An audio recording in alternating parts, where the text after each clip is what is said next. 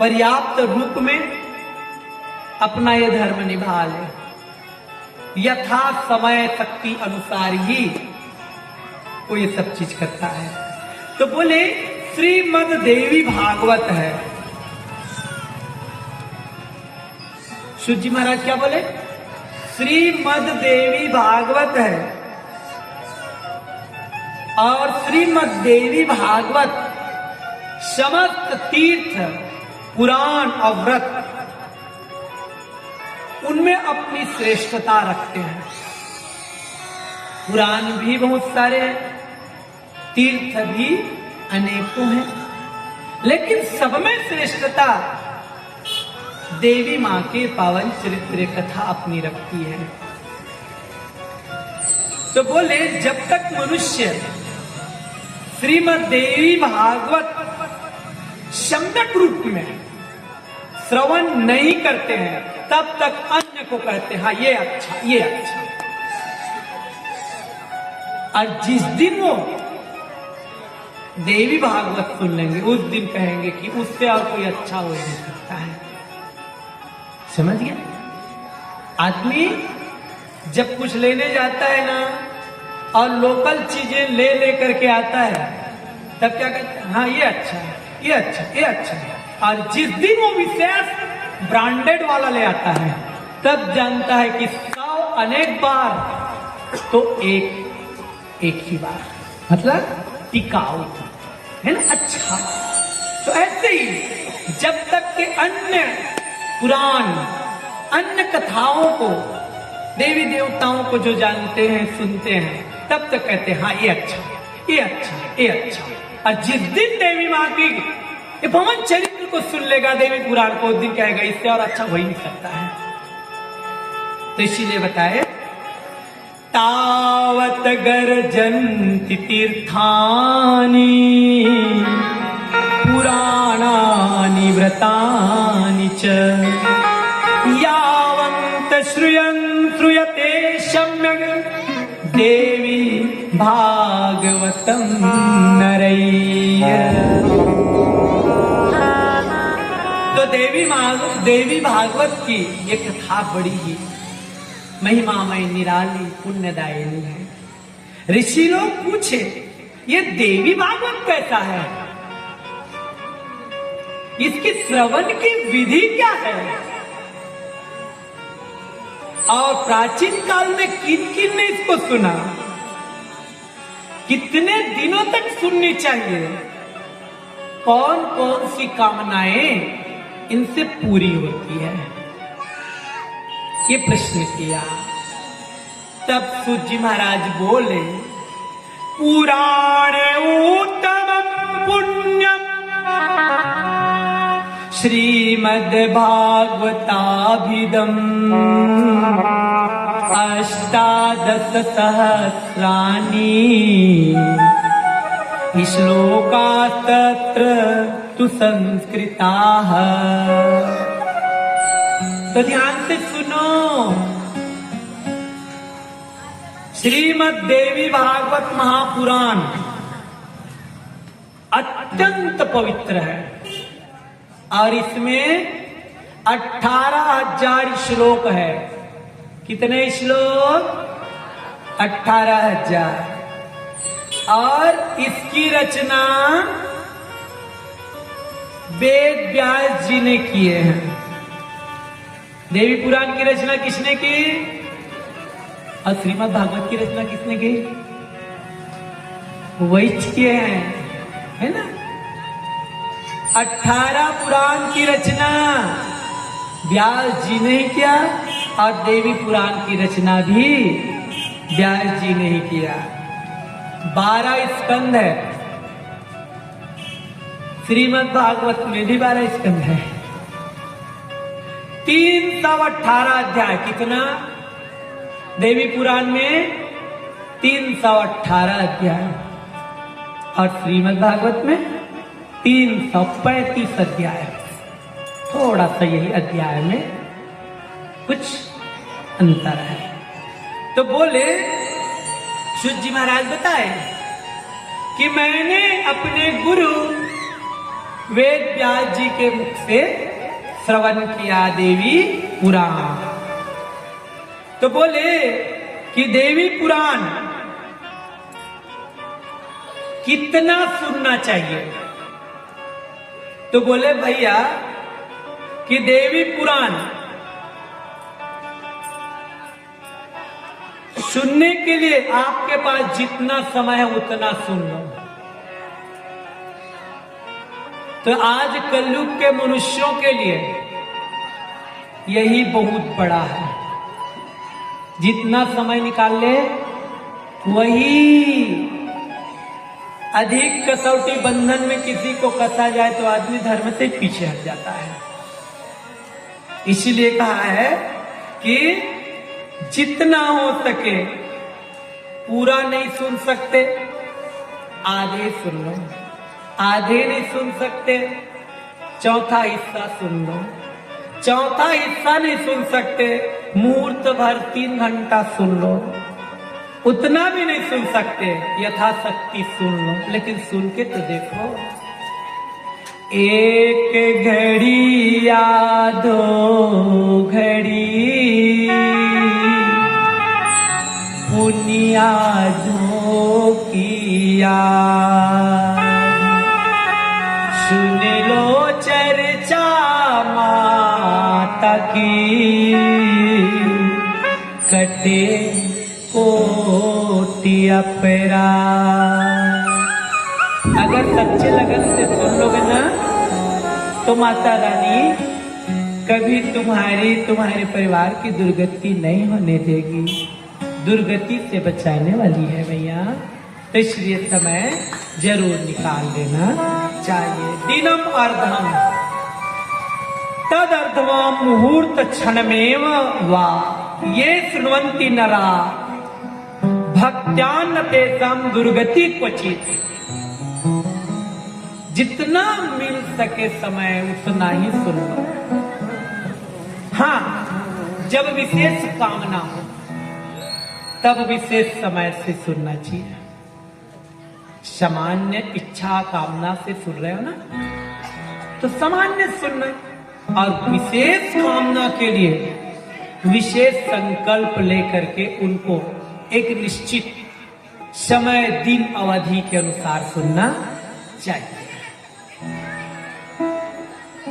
तो बोले कि सहज भक्ति के लिए कोई विशेष बंधन नहीं है, और विशेष अनुष्ठान के लिए आपको विशेष कामना के लिए वैसे ही मां की भक्ति करनी होती है। तो ऋषि कर पूछे कि किसने सुना, किसकी कामना पूरी हुई इनको सुन करके बताओ ना। तो बोले राजा जन्मेजय ने सुना। किसने सुना? राजा जन्मेजय ने सुना। किसने सुनाया? तो बोले व्यास जी ने सुनाया। तो अब फिर प्रश्न किए जन्मेजय क्यों सुने? ये दुनिया तो इसी में सब चल रही है, क्यों कैसे कहां, क्यों कैसे कहां, हर बात में तो यही बातें आती है ना। तो मुनि लोग पूछे जन्मेजय जो सुने देवी पुराण, इनका हेतु क्या था, कारण क्या था? तो बोले जन्मेजय के पिता राजा परीक्षित। कौन? बोलो ना। आप लोग डरते हो कि शर्माते हो? अरे कुछ बोलोगे तो मैं भी समझूंगा कि ध्यान आप लोगों को अच्छे हैं, और जब आप लोग हुंकार नहीं दे पाओगे, नहीं बोलोगे, तो मैं तो ये भी समझ जाऊंगा ना कि आप लोगों को नींद आ रही है। क्यों?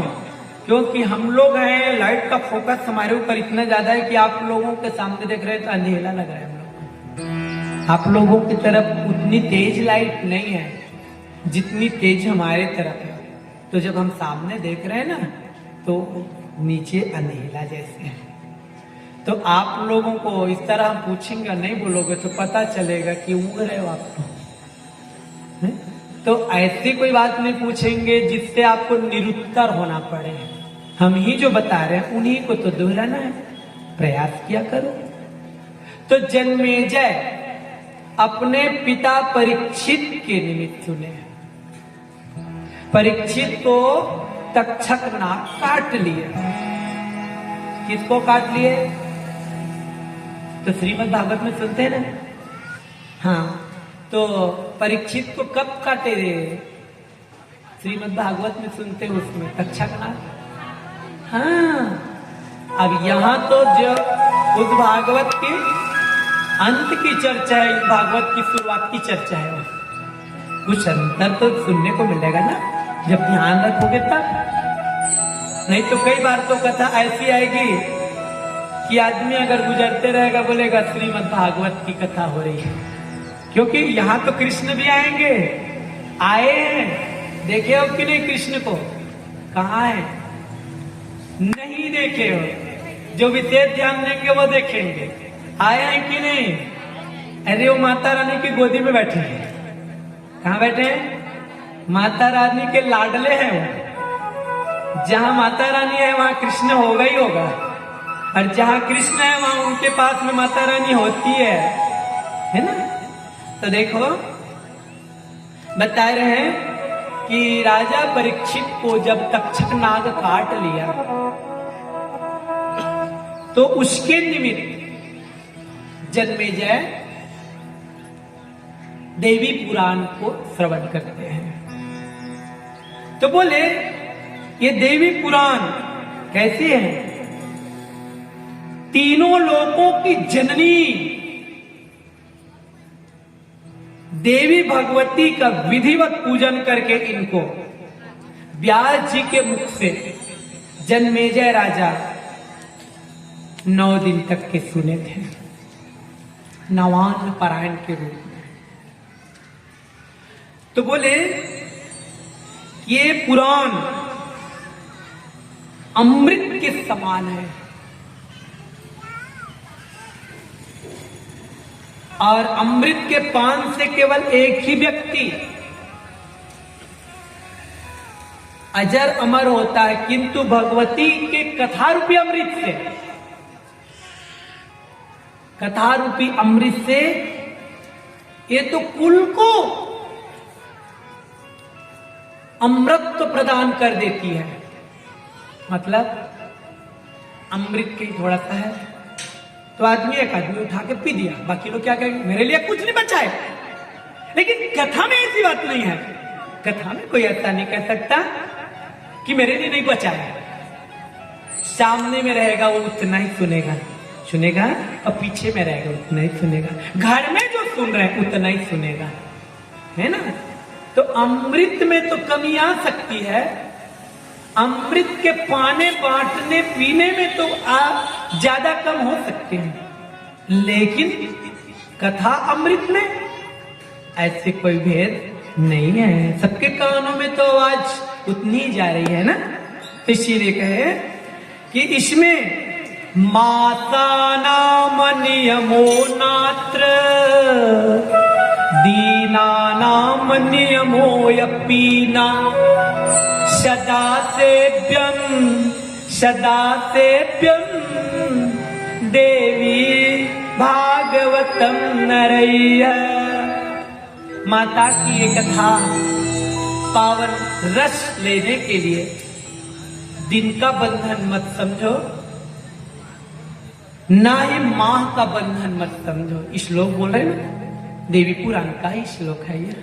माता नाम नियमो नात्र, कभी भी सुन सकते हो। क्यों? जीवन का कोई ठिकाना नहीं है भैया।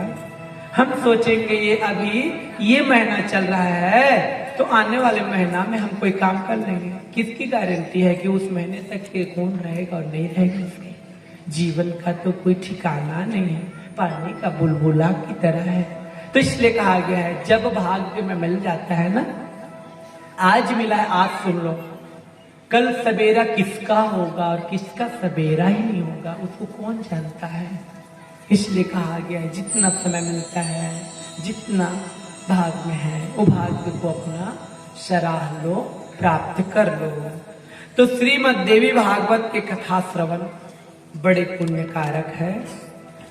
तो इसमें विशेष बात विशेष रूप में अगर करनी है तो इनके लिए कहा गया है 4 नवरात्र है। कितने नवरात्र हैं? तो आप लोग कितने नवरात्र को जाने अभी तक? जाने हो पूरा 4 को? नहीं, 2 नवरात्र को ज्यादा जाने हो, जिस समय जगमग जगमग ज्योत जलती है माता की, है ना। तो चैत्र आश्विन नवरात्र, आश्विन माने कुंवार, कुंवार के नवरात्रि को सब जानते हैं, जिस समय माता रानी की